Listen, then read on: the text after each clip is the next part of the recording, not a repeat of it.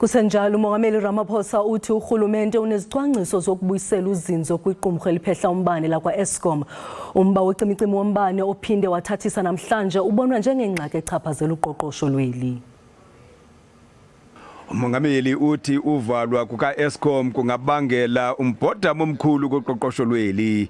Uthi inzame zoqinisekisa ukuba kukho eminye imithombo okanye amaziko azakubonelela ngombane kubalulekile ekutsaleni utyalo zimali nasekukhuthazeni uhlumo loqoqosho lweli.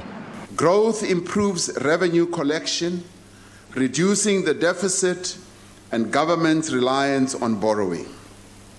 This benefits the poor as more resources are available for investment in infrastructure, education, healthcare, small business support and other areas.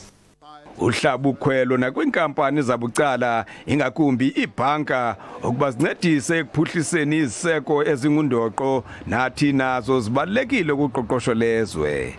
The substantial infrastructure investment that we announced last week will be a catalyst for economic activity and will make our economy more competitive.